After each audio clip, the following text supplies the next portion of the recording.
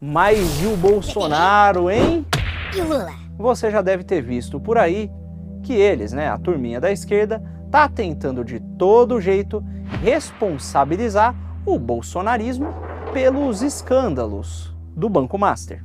A própria imprensa divulgou abertamente que o PT está a todo custo tentando usar a máquina pública, que você sustenta, a propósito, para ligar o caso Master à oposição, requentando até mesmo aquelas narrativas lá de trás que já foram desmentidas, como o papo da relação entre o Nicolas e o Porcaro em 2022. E o pior é que, como eu vou mostrar aqui, não só faltam evidências do envolvimento do bolsonarismo com esse negócio, como tem evidências e muito que provam que o esquema todo do Master não só se utilizou da estrutura petista, como nasceu no berço do PT e foi completamente viabilizado por membros do atual governo. Membros esses que até pouco tempo atrás ainda estavam articulando relações entre Porcaro e o atual presidente da República. Primeiro vamos aos fatos.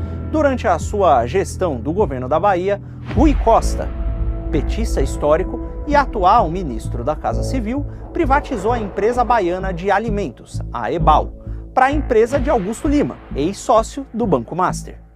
E o grande ativo dessa empresa era o acesso a uma estrutura de crédito que depois foi virar o cartão de consignados Credicesta, que se tornou um esquema de consignados compulsórios, com juros para lá de abusivos para servidores públicos, e que foi articulado com a participação de Jacques Wagner, um outro petista histórico e atual senador pelo Partido dos Trabalhadores. Posteriormente, o Credicesta foi formalmente integrado à estrutura do Banco Master, garantindo um caixa parrudo para a instituição. Lá por 2019 e 2020, os consignados abusivos do Credicesta entraram na estrutura do INSS e o cartão já vinha sendo denunciado por servidores públicos por fraudes e descontos indevidos. Posteriormente, em 2022, o Rui Costa voltou lá a dar uma mãozinha para os seus camaradas do banco, metendo um decreto que blindava o Credicesta na Bahia, impedindo a portabilidade dos consignados para bancos que oferecessem juros menores e menos abusivos que os do Master. Além disso, foi exatamente através do consignado Credicesta, articulado por Rui Costa e Jacques Wagner, atual líder do governo no Senado, que o Master expandiu o esquema para todo o Brasil e integrou a infame farra do INSS. De acordo com auditorias, 74% dos 338 mil contratos do Banco Master no INSS entre 2021 e 2025 apresentavam algum tipo de falha grave, com mais de 250 mil contratos tendo descontos indevidos, sem lastro e refinanciamentos abusivos. Esses ativos fraudulentos e podres aí acabaram depois compondo cestas que a gestora REAG maquiou e vendeu para o BRB, aquele banco estatal de Brasília. Na prática, o PT deu ao Master acesso aos cofres públicos por meio do consignado aos seus servidores e catapultou um esquema de fraudes por todo o país. Mas é claro, né? Quem conhece, por exemplo, as histórias do Mensalão e da Operação Lava Jato, sabe qual é a clássica resposta esperada do petismo nessa circunstância. É o famoso "eu não sabia". Todo mundo aqui fala que eu imito o Lula mal. Comenta aqui se você acha que eu imito bem. Só que Daniel Porcaro e Augusto Lima, aquele mesmo, do Credicesta, se encontraram pelo menos 4 vezes com o presidente Lula. Isso fora da agenda oficial, no Palácio do Planalto, como se fosse uma espécie de reunião secreta, com direito à participação de quem? Ora, de Rui Costa e Jacques Wagner. E em reuniões que chegaram a levar mais de 1h30 para serem concluídas. E bom, o preço dessas reuniões eu não sei exatamente qual é, mas sabe o que é que eu sei? Eu sei que elas foram articuladas pelo ex-ministro da Fazenda petista, Guido Mantega. E eu sei que pouco depois disso, Jacques Wagner indicou o nobre ministro Mantega a um cargo de consultoria no Master, que pagava R$1 milhão por mês. E, curiosamente, nas mensagens vazadas do WhatsApp do Vorcaro, ele chegou a dizer para sua amante, chegou a contar dessas reuniões com Lula e com o presidente do Banco Central, e diz que foram ótimas. E como se isso não fosse o suficiente, também foi divulgado na imprensa provas de que a farmacêutica do Daniel Vorcaro foi inaugurada por Lula. Isso tudo, ao menos, evidencia que existia algum tipo de relação entre Vorcaro e Lula que não se limitava a só essa meia dúzia de reuniões aí. E essas reuniões, por si só, já são ruins o suficiente. Mas sabe, eu acho que a esquerda até tem razão em uma coisinha. O Bolsonaro foi encontrado no WhatsApp do Vorcaro. Foi encontrado em uma mensagem em que o próprio Vorcaro dizia odiar o Bolsonaro, justamente por estar explanando os esquemas dele, lá em 2024. Parece que Bolsonaro e Vorcaro não se davam muito bem. Mas existe uma parte da, entre aspas, direita que tinha boas relações com o nosso querido Bankster. Me refiro à centro-direita limpinha, liberal e amiga do sistema. Ciro Nogueira, por exemplo, segundo Vorcaro, era um dos grandes amigos da sua vida, e ele tentou até mesmo remediar a postagem de Bolsonaro. Segundo outras reportagens, também, aparentemente, supostamente, Vorcaro não só teria relações com Ciro Nogueira, mas também com um tal de Hugo, que pode talvez ser o Hugo Mota, atual presidente da Câmara dos Deputados, outro grande representante do Centrão, e que, é claro, é um grande aliado do Ciro Nogueira. Ciro Nogueira que também, em mensagens vazadas, outras mensagens vazadas, aparentemente, supostamente, parecia receber pagamentos frequentes de Daniel Vorcaro. Da centro-direita ao petismo, os esquemas de Vorcaro comiam solto, com fraudes milionárias que eram lucrativas para todo mundo. Todo mundo além, é claro, dos pagadores de impostos, que ajudaram a financiar a farra dos servidores e aposentados do INSS, que também foram parasitados pelo banqueiro degustador de perelecas. Mas, falando em INSS, o petismo não perdeu a chance também de meter a mão nessa cumbuca. E adivinha? Também tentaram culpar o Bolsonaro. E vamos novamente aos fatos, Um ex-diretor do INSS, preso pela Polícia Federal, recentemente fechou ali uma delação premiada no STF. E o prato principal dessa delação era ninguém mais, ninguém menos do que o Lulinha, aquele mesmo, que era zelador de zoológico, mal ganhava um salário mínimo e enricou no governo do seu pai com um esquema muito estranho. Esse Lulinha.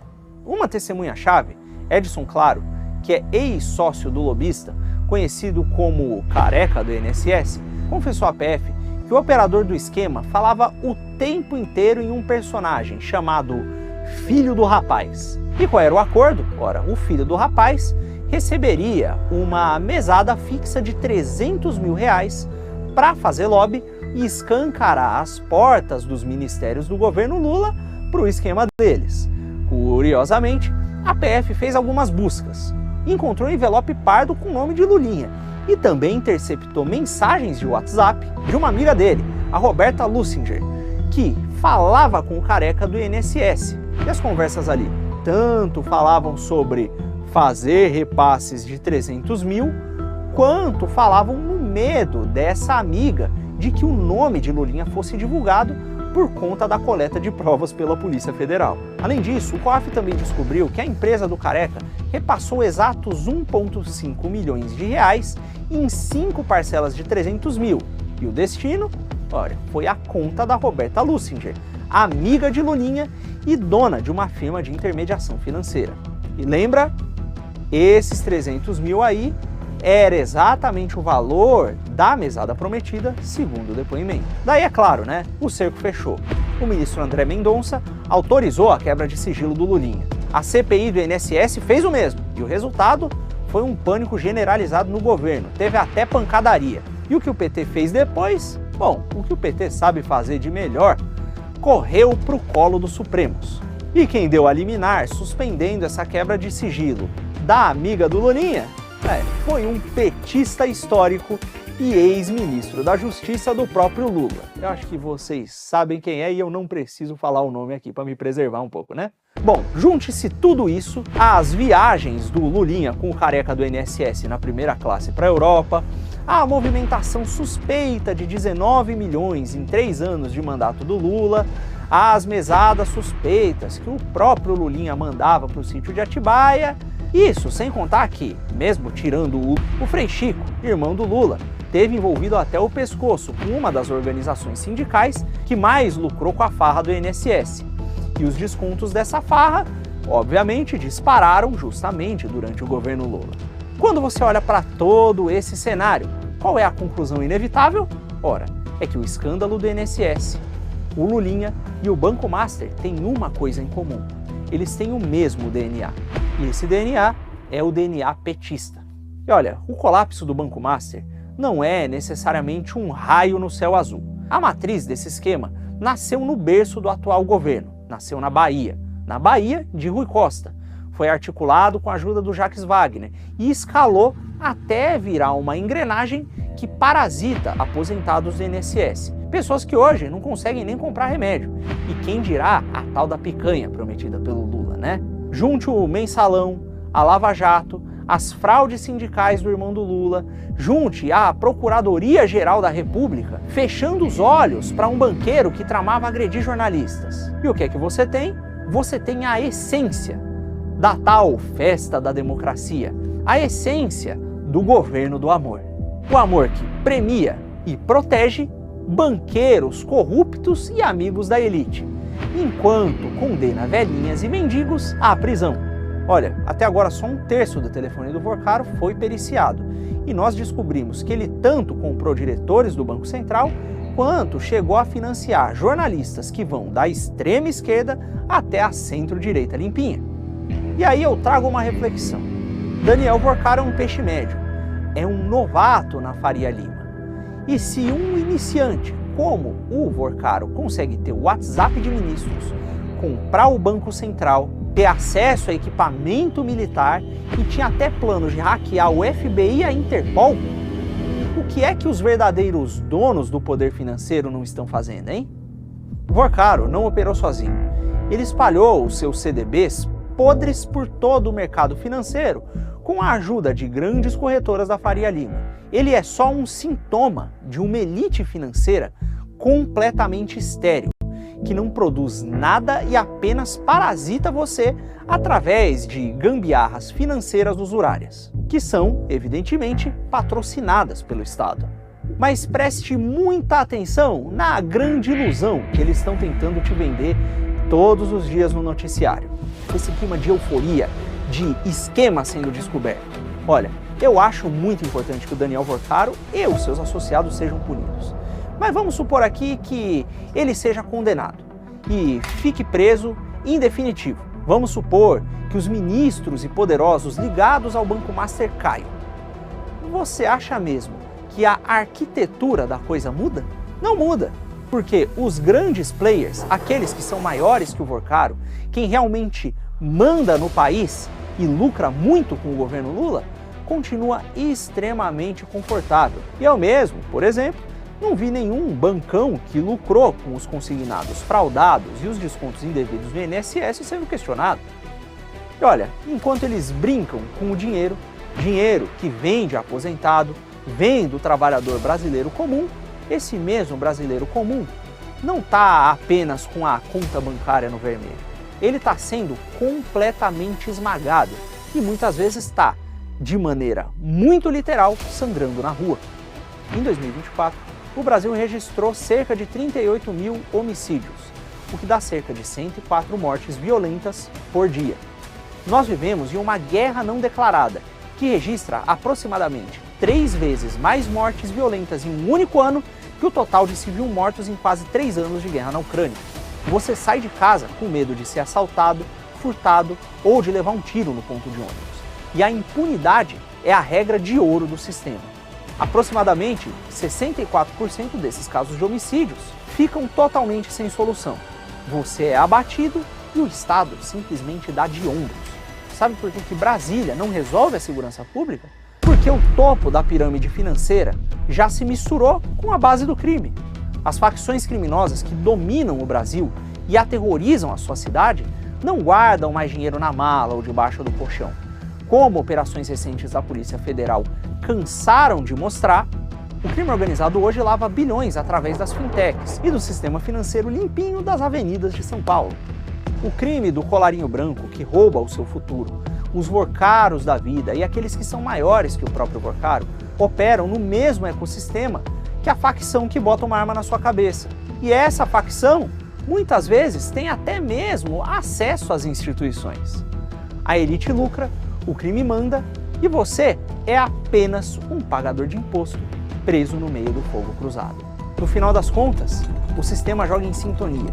E se você quiser sobreviver ou entender realmente o que está acontecendo, vai precisar compreender quais são as regras desse tabuleiro.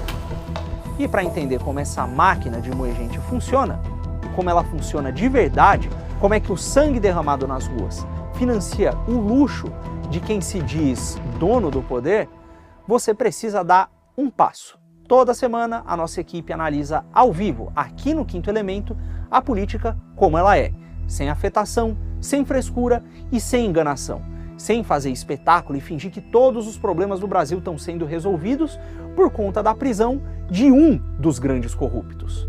Se inscreva aqui no canal e acompanhe os nossos programas, que aos poucos você começa a entender o que está acontecendo.